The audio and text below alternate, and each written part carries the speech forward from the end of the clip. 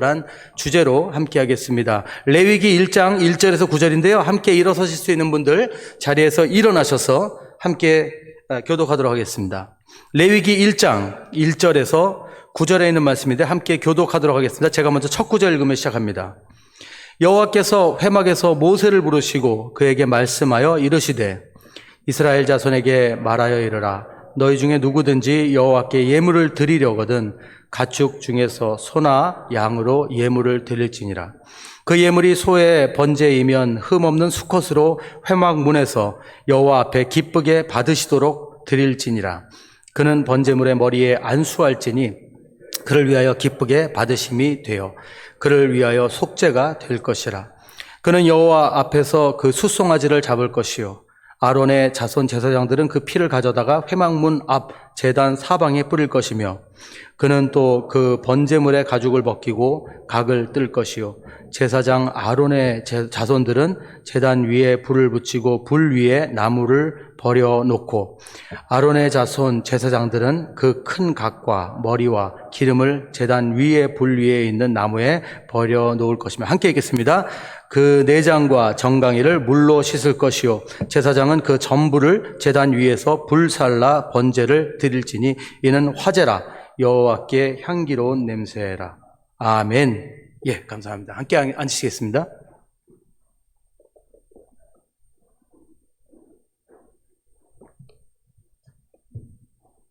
자, 오늘 말씀 레위기 1장 1절에서 9절입니다. 자, 여러분, 자, 오늘 이걸 왜 읽지? 오늘 왜 제사에 대한 얘기를 하지? 하고 여러분 좀 의아하실 수 있어요. 근데 이 구약의 제사, 이 레위기에 담겨 있는 구약의 제사를 보면은 분명한 게 있는데 그게 뭐냐면 드려야 되는 게 있고 드리면 안 되는 게 분명합니다. 이게 어쩌면 오늘 말씀의 핵심이에요. 드려야 되는 게 있고 드릴 수 있는 게 있고 드리면 안 되는 게 있습니다. 다시 말씀드려서 하나님께 드리는 것은 분명하게 정해져 있다는 거예요. 예, 그러니까 뭐 조금 이런데 그런 거 없어요. 하나님께 드리는 건 분명히 구분이 되어 있습니다. 그 구별된 것만 하나님께 드릴 수 있어요. 이게 중요해요. 이게 어쩌면 오늘 말씀의 핵심이에요. 저는 구약을 별로 그렇게 즐거워하지 않습니다. 읽긴 읽죠. 읽는데 즐거워하죠. 왜냐하면 첫째는 내용이 쉽지가 않아요. 쉽지가 않아요. 그건 뭐죠? 제가 이제 워낙 신학적으로 잘 모르는 게 많아서 좀 구약이 힘들기도 하고요. 그리고 좀 구약의 내용들은 어두운 부분들이 되게 많아요. 어두운 내용들이 굉장히 많죠. 근데 그것보다도 제가 구약을 좀 힘들어하는 이유 중에 가장 큰 이유는 뭐냐면 너무 세계관이 그때와 지금 우리가 사는 것과 너무 달라요. 동떨어져 있어요. 그렇지 않습니까? 예. 그냥 완전 다른 세상이죠. 예를 들면 하나님이 직접 임하시는 것도 그렇습니다. 하나님의 임재도 그래요. 그렇죠? 하나님이 직접 임재하시는 것도 그렇고 신약 시대는 안 그렇잖아요. 여러분 혹시 뭐 새벽에 기도하시다가 예수님이 나타나시는 거 보셨어요? 그런 건 아니잖아요. 예. 근데 그때는 그랬단 말이에요. 목소리를 음성으로 들리고, 예. 요즘 만약에 누가 뭐 예수님 음성을 진짜 육성으로 들었다 그러시면 빨리 병원에 가보시기 바랍니다. 그건 문제가 좀 있는 거예요. 예. 여러분 그건 그냥 내가 마음으로 듣는 거지 뭐 이렇게 진짜 들렸다 그러면 약을 드셔야 됩니다. 근데 여러분 보세요. 그때 시대는 하나님이 직접 음성 들려주시기도 했어요. 떨기나무에 불로도 나타나시고, 그리고 뭐 기적과 이적들로 신약에서도 물론 예수님 통해서 제자들을 통해서 기적과 이적으로 나타나긴 나타나는데 구약엔 다르죠, 여러분. 구약에선 선지자들을 통해 하셨죠. 근데 선지자들을 통해서 하시는데 이게 뭐 보통 큰 일들이 아니에요. 스케일이. 예를 들면 뭐 홍해가 갈라진다든지, 그죠? 뭐 예수님이 홍해를 가르치지 않으셨잖아요. 물론 뭐 그것도 기적이지만, 예.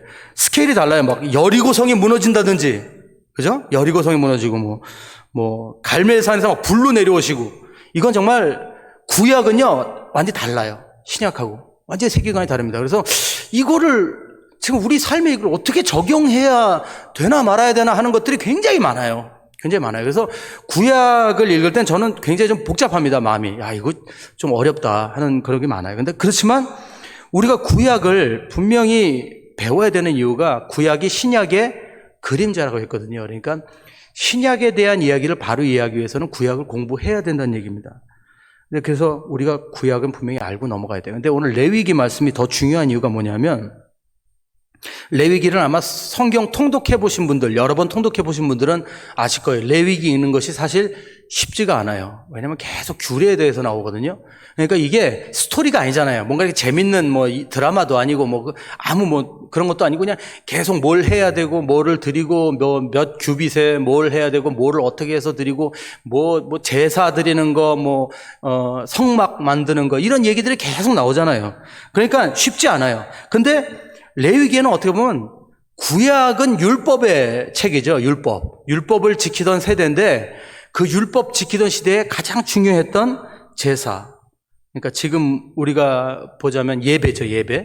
이 제사에 대한 규례가 레위기에 담겨 있어요. 근데 이걸 우리가 잘 묵상해 봐야 된다는 거예요. 왜냐하면 하나님께서 모세한테 제사에 대한 규례를 주신 분명한 이유가 있는데 그게 뭐냐면 바로 그게 당시 구약 시대 사람들의 생명과 연관이 있기 때문이에요. 그러니까 구원과 연관이 있습니다.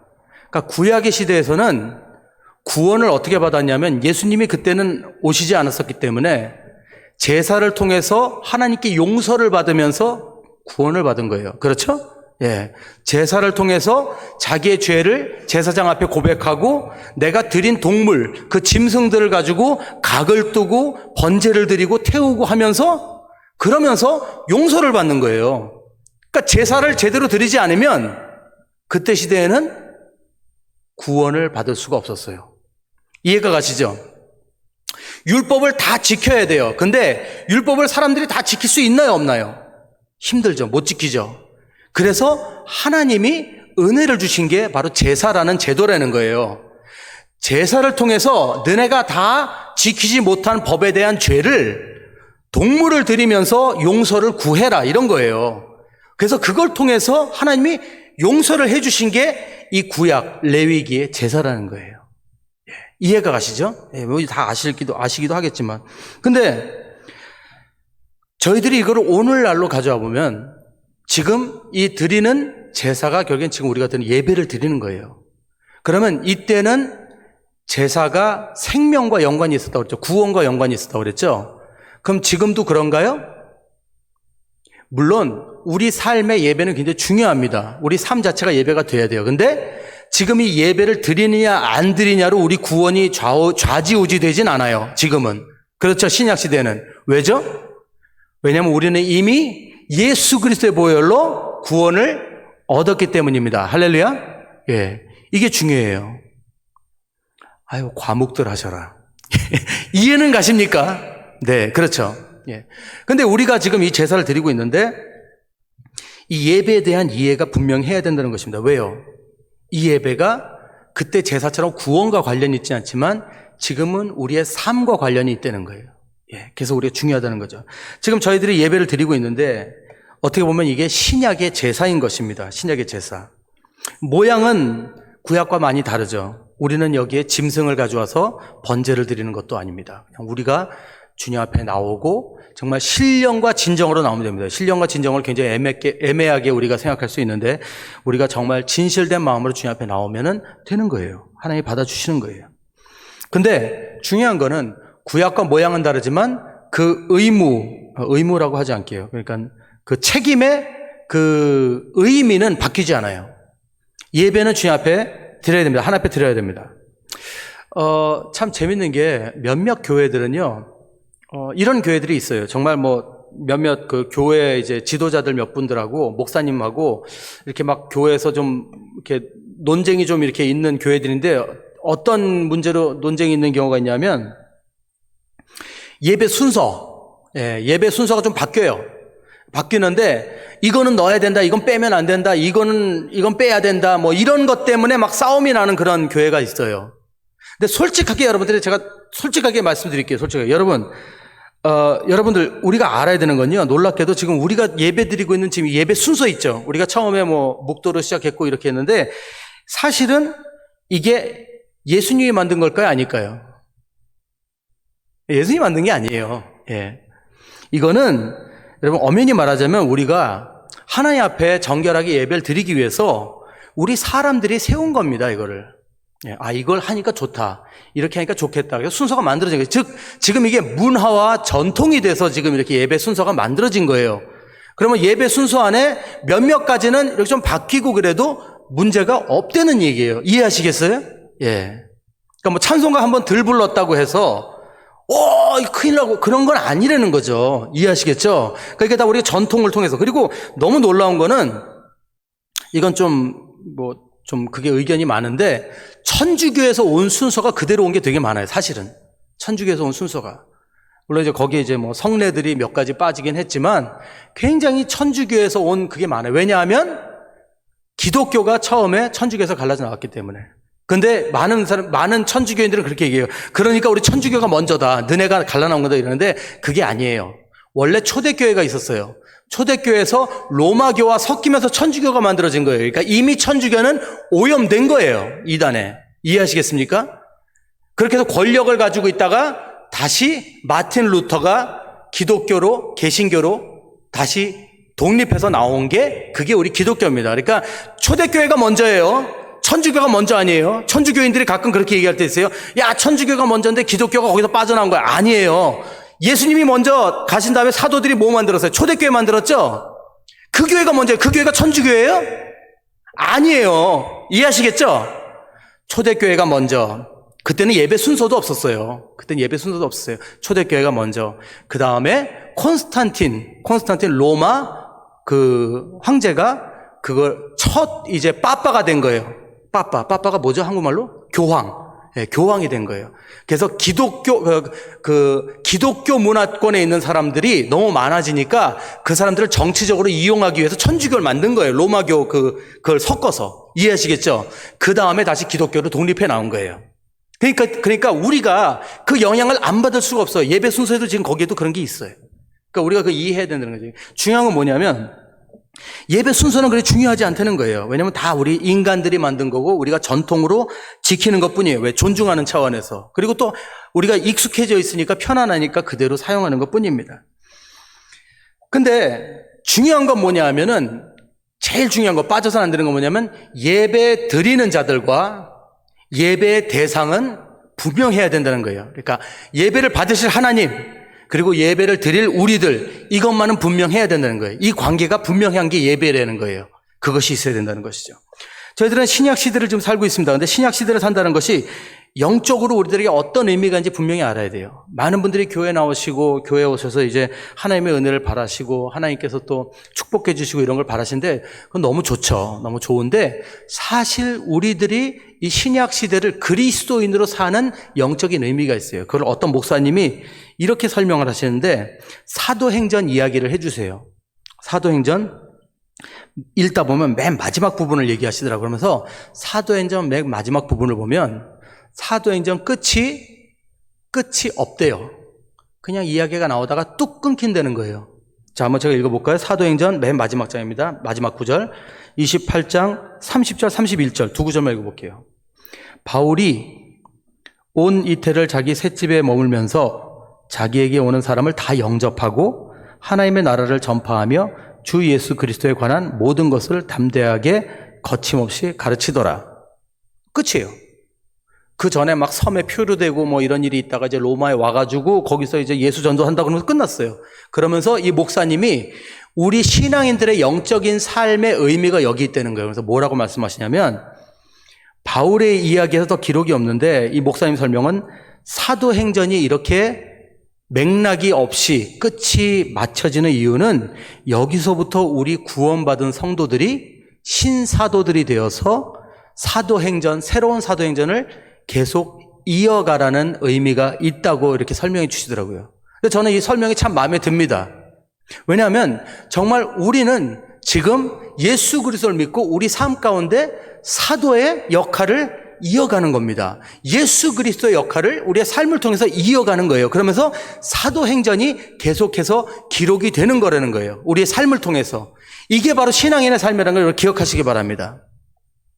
자, 정말 뿌듯한 이야기가 아닐 수 없죠. 그런데 문제는 방금 전에 말씀드렸듯이 우리 신앙인들이 하나님을 믿는다고 교회를 다니시면서도 우리들에게 주어진 신앙의 삶의 의미를 잘 모르고 사시는 분들이 많다는 겁니다.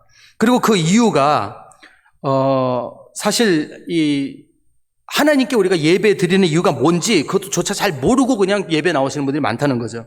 저는 의무라고 말씀드리지 않겠습니다. 의무라고 말씀드리지 않아요. 왜냐하면 의무는 꼭 이행이 돼야 되는 약속이니까 의무라고 말씀드리지 않지만, 왜냐하면 하나님은 우리에게 선택권을 주셨잖아요. 선택권을 주셨으니까.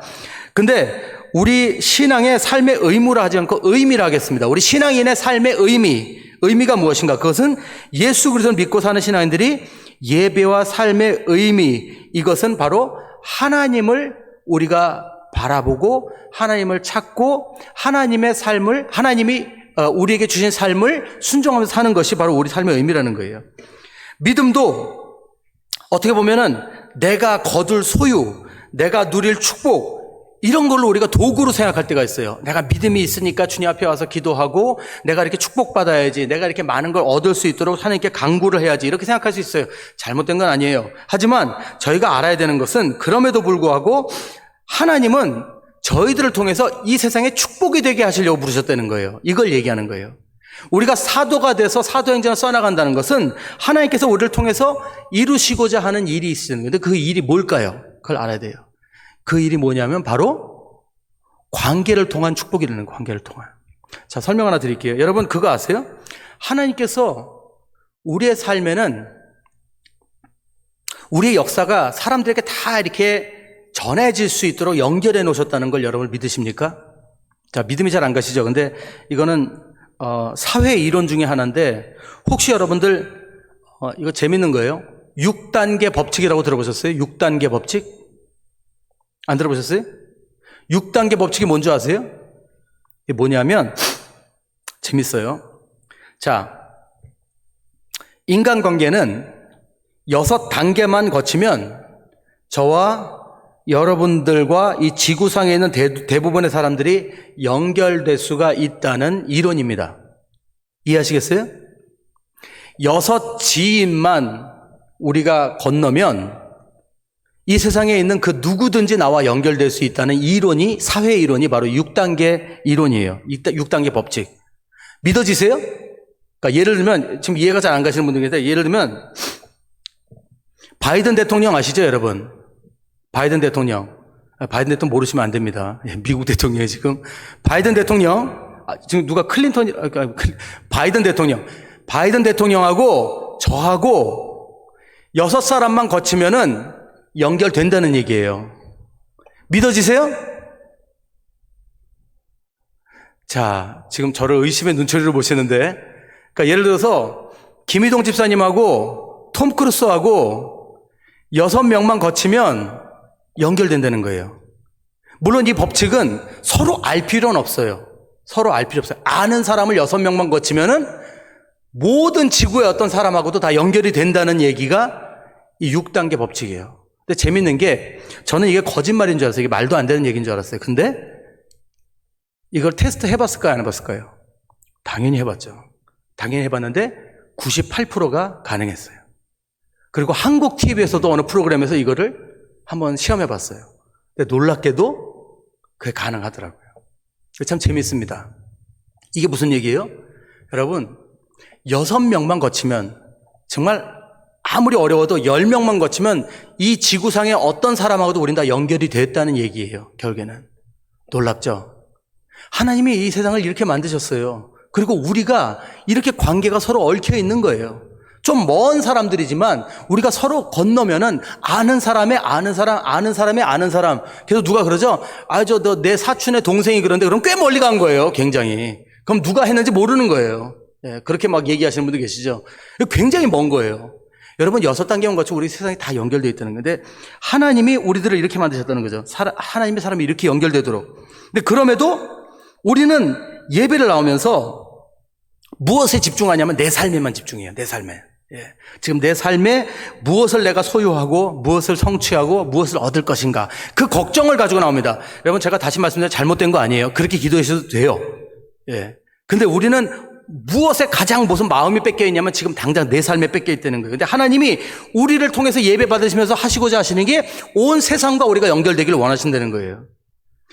근데 재밌는 게 뭐냐면, 하나님은 우리들의 삶의 관계를 통해서 우리를 하여금 배우게 하시고, 관계를 통해서 깨닫게 하시고, 관계를 통해서 품게 하시고, 용서하게 하시고, 관계를 통해서 축복이 되게 하신다는 거예요. 그래서 우리 신앙인들은 그 안에서 우리가 경험한 하나님을, 내 삶의 구원을 이루신 하나님의 사랑을 그 만나는 사람을 통해서 전해야 된다는 거죠. 이게 우리의 어떻게 보면 삶의 의미라는 거예요. 의무라고 제가 말씀드리지 않게요. 다시 말씀드려서 우리 삶의 인생에 행복이 여기에 있다는 겁니다. 여러분 생각해 보세요. 우리는 행복을 굉장히 찾아다니죠. 행복. 근데 여러분 행복의 가장 큰 세그레도가 뭘까요? 세그레도 뭔지 아시죠? 그 비밀이 뭘까요? 행복의 가장 큰 열쇠. 그 열쇠가 뭘까요? 저는 행복의 가장 큰 열쇠는 만남이라고 생각합니다. 만남. 다시 말해서 관계예요. 관계. 내가 누구를 만나느냐에 따라서 우리가 행복하고 행복하지 않은 게 굉장히 결정이 될 수 있습니다.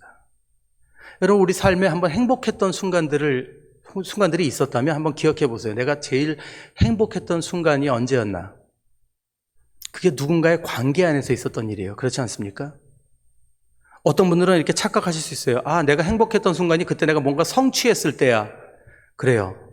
어쩌면 성취한 게 더 큰 행복일 수도 있어요. 근데 성취는 우리 주위에 누군가 없으면 우리의 성취를 인정해 줄 사람이 없습니다. 우리는 관계를 통해서 성취, 인정받는 거고요. 관계를 통해서 우리가 축복을 받는 거고, 관계를 통해서 배우고 깨닫고 느끼고 성숙해지고, 그리고 그 관계를 통해서 행복을 누릴 수 있다는 거예요. 저는 제 인생에서 제일 즐거웠던 순간 하나가 저희 딸이 제일 처음에 걸음마 시작하기 전이구나. 걸음마 시작하기 전인데 엄마하고 아빠하고 누구를 먼저 부르나 집사람이랑 내기를 했는데 아빠를 먼저 부르더라고요. 그게 제 인생에 제일 행복했어요. 예. 첫째는 내기에서 이겼기 때문에, 그리고 두 번째는 얘가 엄마라고 한 거라고 아빠 그랬어요. 그래서 내가 분명히 그때 너무너무 행복했어요. 기분이 정말 너무 좋았어요. 누구 때문에 행복했다고요? 제 딸 때문에. 제 딸 때문에. 또 누구 때문에 행복했어요? 우리 집사람 때문에. 집사람 이겼으니까. 예. 다 행복의 이유예요. 관계 때문에. 예. 여러분들 우리가 행복했던 순간 한번 생각해보세요. 누구와의 관계가 우리를 행복하게 합니다. 예. 어떤 때는 원수 같은 부인, 원수 같은 남편, 하지만 그 안에서 우리가 다듬어지는 거예요. 때로는 내가 원치 않은 만남이 있어요. 우리 부모님과의 만남도 내가 계획한 거 아니에요. 근데 그 만남을 통해서 하나님 많이 우리로 성숙하게 하시고 배우게 하시고 깨닫게 하세요. 저는 요즘 세상에 조금 안타까운 게 뭐냐면 여러분 좀 요즘 연속극을 참 조심해야 될 것 같아요. 요즘 아이들 보는 연속극 같은 거, 젊은 애들 보는 것도 참 그래요. 요즘 연속극 보면 작가들이 왜 그렇게 쓴지 모르겠는데 마치 부모가 부모 역할을 잘 못하면 부모로서의 대접을 받을 필요가 없다는 식으로 이렇게 연속극에서 나와요. 여러분 그런 거 느끼셨어요? 요즘 사회적인 그 분위기가 그래요. 예. 어른이 어른 역할을 할 줄 모르면 어른으로 대접 안 해도 되는 것처럼 그렇게 그려지고 있어요. 지금 사회 지금 전체적으로 그래요. 근데 저는 솔직히 말씀드릴게요. 저는 소위 많은 분들이 얘기하는 꼰대들이죠. 꼰대들이 뭔지 아시죠? 이렇게 자기 권리를 막 챙기는 그런 어른들, 나보다 나이들. 저는 꼰대들 아래서 많이 자랐는데 그분들 아래서 참고 교육받고 의도 터지고 거기서 자라면서 많이 인성이 길러졌어요. 예. 삶에 사는 그런 지혜 이런 것도 많이 얻고 그랬어요. 어떻게 보면 여러분 삶의 고난이라는 것이요, 우리들에게 얼마나 많은 것을 가져다 주는지 모릅니다. 관계가 우리 인생에 얼마나 귀중한 건데요. 여러분 이건 조금 다른 얘기지만 여러분 요한 웨슬리 아시죠? 감리교의 창시자 요한 웨슬리. 요한 웨슬리가요 그렇게 노방전도를 많이 하고 사역을 많이 하러 다녔어요. 1년에 집에 한 번 정도도 안 들어갔대요. 어떤 때는. 왠지 아세요? 왠지 아세요 여러분? 물론 이제 하나님을 사랑해서 그런데 그 부인이 그렇게 악처였대요. 집에 가면 그렇게 못 살게 굴었대. 그래서 요한 웨슬리가 집에 가기 그렇게 싫어했대요. 정말이에요 여러분. 이거 역사책에 있어요. 예. 그렇게 부인이 괴롭히니까 나가서 전도해가지고 예수를 이렇게 많은 사람이 믿게 된 거 아니에요. 하나님은요, 어떤 때는요, 이렇게 우리들의 만남을 통해서 희한한 방법으로 우리들을 다스리시고 또 만들어 가시고 완성시키신다는 것을 우리 인정해야 된다는 것이죠. 관계가 행복의 열쇠입니다. 근데 그 관계의 행복의 열쇠를 잡으려면 하나님과의 관계를 먼저 성공해야 된다는 거예요. 그게 바로 예배입니다. 시간이 너무 많이 가서 제가 복잡한 설명을 좀 빼고 분명히 말씀드리죠. 그러면 우리가 다시 한번 오늘 레위기로 돌아와서 제일 처음에 하나님께서 분명히 무엇을 드려도 되고 무엇을 안 드려도 되는지 분명히 하라고 그랬죠. 그럼 우리가 하나님 앞에 나올 때 우리는 무엇을 통해서 하나님 앞에 드릴 수 있을까요? 자, 여러분, 하나님께서 레위기 1장 2절에 보면 이렇게 되어 있습니다. 생축 중에서 소나 양으로 예물을 드릴지니라. 분명히 되어 있어요. 그죠? 소나 양으로 드릴지니라 이렇게 되어 있어요. 제사드리라고. 그 이유는 소나 양이 다른 이유가 없습니다. 하나님께서 정한 짐승이기 때문입니다. 그것뿐이에요. 하나님이 정하신 짐승이에요. 그러니까 그거 드려야 돼요. 그거 아니면 검증이 안 된 거니까 절대 드리면 안 돼요. 비둘기 되는데 비둘기 된다고 써 있으니까. 근데 소나 양으로 가져오라 그래서 소나 양으로 해야 돼요. 속죄제는 하나님 앞에 회개하는 이 제사는 가져와야 돼요. 그게 정한 거예요. 레위기 11장 보면요, 여러분, 정한 것과 부정한 것에 대한 그 이야기가 나옵니다. 정한 짐승, 부정한 짐승이 나와요. 정한 물고기와 부정한 물고기, 정한 새와 부정한 새, 정한 곤충, 부정한 곤충에 대해서 나오는데, 여기 정한 짐승과 부정한 짐승의 규례를 보면은 우리가 생각하는 관점하고 달라요. 요즘 한국 보면요, 요즘 TV 보면은 이상한 동물들 많이 키우더라고요. 그러니까 보기에 예쁘고 순하면 한국 사람들 다 키워. 알파카라는 동물이 있더라고요. 희한하게 생긴 거. 무슨 낙타 새끼 같이 생겼는데 털이 복숭아서 그거 이쁘다고 그거 집에서 키우는 분들 있어요. 희한한 거. 무슨 도롱뇽을 키우시질 않나? 그것도 또 흰 애기 돼지 키우는 분들이 있어요. 돼지가 개보다 지능이 더 높다고. 크면 어떻게 하려고 그래? 그 집에서 그걸 어떻게 키우는지 모르겠는데 이쁘면 다 키워요. 그게 사람의 기준이에요. 예쁘면 괜찮아. 그래도 바퀴벌레 키우는 사람 못 봤는데 예쁘면 다 키워요. 자, 근데 하나님의 기준은 뭐예요? 하나님의 기준은 달라요. 하나님은 정결하고 정결하지 않은 것으로 나눠요. 그러니까 예를 들어서 우리가 볼 때는 토끼가 예뻐요, 안 예뻐요? 토끼 예뻐요, 안 예뻐요? 아유, 자신 없어. 예뻐요. 토끼 예뻐요. 괜찮아요. 토끼 예뻐요. 토끼 예쁜데, 여러분, 그래도 하나님 앞에 토끼가 정결한 동물일까요? 아닐까요? 아니에요. 토끼 정도 아니에요. 자, 토끼는 정한 짐승이고 돼지는 부정한 짐승일 것 같은데 그게 아니에요. 우리 눈에는 깨끗하고 부정해 보이는 거 눈에 보이는 대로 하지만 하나님은 아니래요. 하나님은 소처럼 굽이 쪽발로 갈라져 있어야 된대요. 그리고 색임질을 해야 된대요. 이 두 가지 조건이 있어요. 색임질하고 쪽발이 갈라져 있고. 예를 들어서 말은 아니죠. 말은 굽이 통굽으로 갈라지지 않았기 때문에 정결하지 않대요. 정하지 않대요. 그거 드리면 안 돼요. 토끼도 굽이 없기 때문에 안 돼요. 그리고 돼지는 굽이 갈라졌어요. 근데 왜 정하지 않아요? 되새김질을 안 하니까. 여러분, 이게 하나님의 기준이에요. 독특하죠? 근데 하나님의 기준이에요. 지켜야 돼요? 안 지켜야 돼요? 지켜야 돼요. 하나님의 기준 세웠으면 지켜야 돼요. 그죠? 그거 아닌 거 가져오면 받아요? 안 받아요? 야, 오늘만 봐줄게. 이런 거 없어요. 안 돼요. 자, 이걸 우리 신앙에 적용해 보겠습니다, 여러분. 여러분, 우리 사람 중에 정한 사람과 정하지 않은 사람이 있을까요? 부정한 사람이 있고 정한 사람이 있을까요?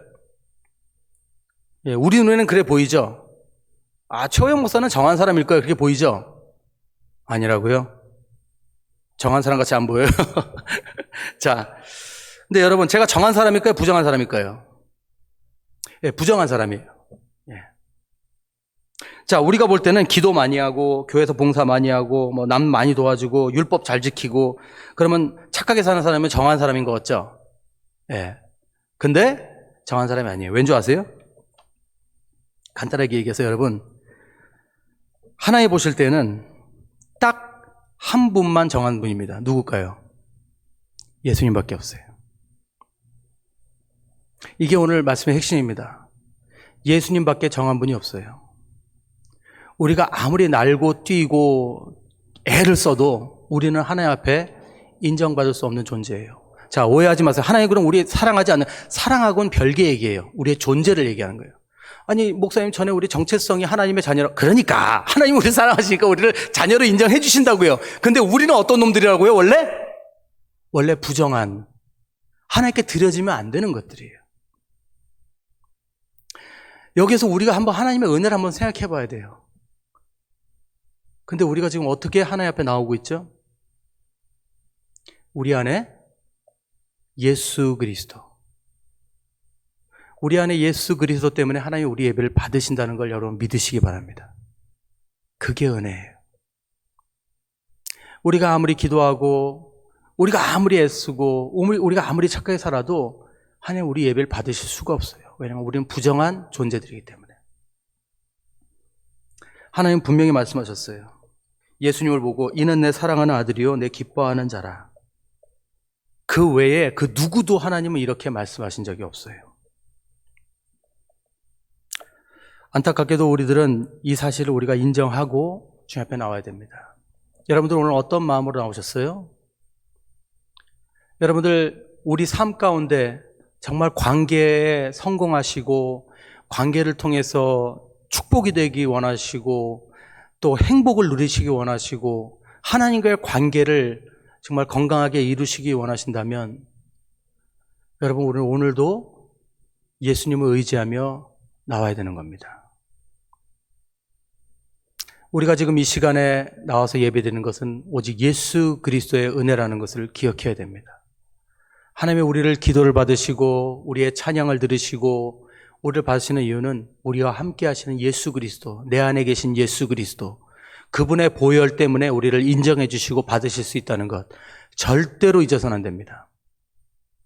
우리가 자격 없는 존재들임에도 불구하고 하나님께서 우리를 사랑해 주신 그 은혜를 우리는 먼저 그래서 감사해야 돼요. 그리고 두 번째, 우리는 그분이 우리 삶에서 일하실 수 있도록 우리가 그분에게 자리를 내어주어야 돼요. 지난주에도 말씀드렸지만 우리가 찾고 나서는 것이 아니고 하나님께서 우리를 통해서 일하실 수 있도록 우리가 애쓰고 우리가 주님 앞에 나가야 된다는 겁니다. 여러분, 우리 예수님은 지금도 우리와 함께 하시기 원하십니다. 많은 분들이 예수 그리스도를 언제 기억하냐면 식사 기도하고 끝날 때 기억해요. 오늘도 맛있는 음식 주셔서 감사합니다. 어쩌고저쩌고 예수 그리스도의 이름으로 기도드립니다. 마치 예수 그리스도가 무슨 내가 쓰는 편지의 도장인 것처럼 이렇게 이해를 하시는데 여러분 예수 그리스도가 없으면 우리의 기도가 하나님께 상달될 수 없다는 거 여러분 이해하시기 바랍니다. 예수 그리스도가 없다면 성령님이 우리들의 음성을, 기도를 들어주실 필요가 없어요. 매 순간에 예수 그리스도가 아니면 우리들은 하나님 앞에 아무것도 아니라는 것 우리는 기억해야 됩니다. 그래서 여러분 이번 한 주 한번 기억하시기 바랍니다. 하나님은 분명히 무엇을 받으시고 안 받으신 것을 기억하세요. 그리고 하나님은 우리에게 예수 그리스도를 받길 원하십니다. 우리는 이번 주 한 주 안에 우리는 생각해봐요. 내 안에 예수 그리스도가 살아있는지, 그리고 내가 어떤 일이 있을 때마다 예수님 도와주세요 하고 예수님을 찾고 있는지 한번 생각해 보세요. 그 예수님으로 우리가 삶을 시작하지 않으면 우리는 아무것도 할 수 없다는 거 기억하시기 바랍니다. 사랑하는 여러분, 말씀 맺겠습니다. 하나님께서 여러분들의 삶에 관계를 축복해 주실 줄 믿습니다. 여러분들의 삶에 행복을 더하여 주실 줄 믿습니다. 그리고 하나님께서 여러분들의 기도를 늘 들어주실 줄 믿습니다. 네, 여러분들 예수 그리스도를 늘 기억하시기 바랍니다. 그분을 통해서 하나님께 나오시고 언제나 그분께 나오시기 바랍니다. 제발 우리 자녀들에게 억지로 성경 쓰게 하고 외우게 하고 기도 억지로 시키지 말고 그러지 마세요. 아이들에게 예수님 한 분이 우리들에게 얼마나 귀중하고 소중한지 그 은혜를 깨닫게 해주세요. 우리 교회에서도 마찬가지입니다. 열심히 기도하지만 예수 그리스도의 은혜가 없으면 우리는 아무것도 아니라는 것 모두 함께 기억하세요. 그래서 이번 한 주 우리 예수 그리스도로 충만한 저와 여러분들 되실 줄 믿습니다. 함께 기도하겠습니다. 사랑해주신 아버지 감사합니다. 아버지, 우리 삶에 예수 그리스도가 전부입니다. 예수 그리스도가 아니면 우리는 주님 앞에 나올 자격이 없는 존재들입니다. 주님 너무너무 감사합니다. 우리들의 자격이 되지 않음에도 예수 그리스도의 은혜로 함께 하심을 감사드립니다. 주님, 저희들 이번 한 주도 예수 그리스도를 부르짖고 예수 그리스도를 의지하고 예수 그리스도 앞에 무릎 꿇고 나아가는 우리가 되게 하여 주시옵소서. 예수님의 능력으로 다시 일어나고 예수님의 능력으로 승리하게 하여 주시옵소서. 감사드리는 모든 말씀 주 예수 귀하신 이름으로 기도드립니다. 아멘. 예, 우리 다 같이 일어나셔서 마지막 찬양, 당신은 영광의 왕, 이렇게 찬양 드리고 마치겠습니다.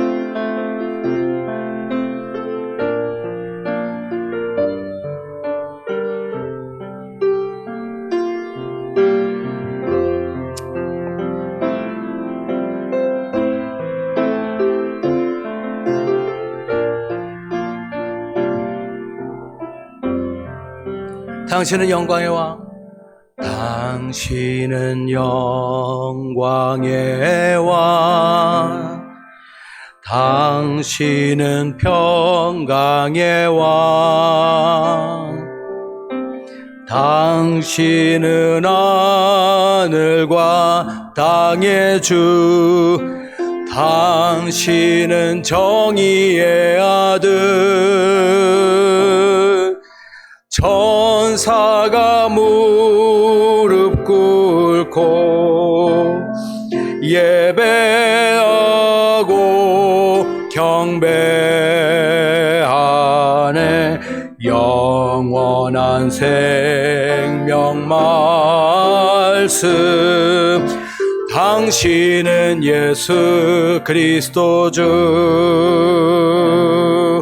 호산나 다윗의 아들께,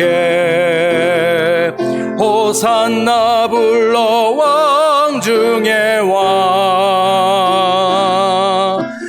높은 하늘에 영광을 예수 주 메시아네. 호산나 다윗의 아들께, 호산나 다윗의 아들께, 호산나 불러 왕 중의 왕. 높은 하늘에 영광을 예수 주 메시아네.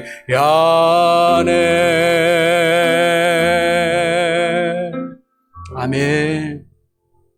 이제는 우리 주 예수 그리스도의 한량없는 은혜와 하나님의 크고 놀라우신 사랑하심과 성령님의 감화 감동하심이 날마다 예수 그리스도의 보혈, 예수 그리스도의 십자가 앞에 예수 그리스도를 외치며 살아나가는 우리 모든 성도인들 위해, 가정 위에, 사역터 위에, 사업터 위에, 교회 위에 지금부터 영원토록 함께 있을지어다. 아멘.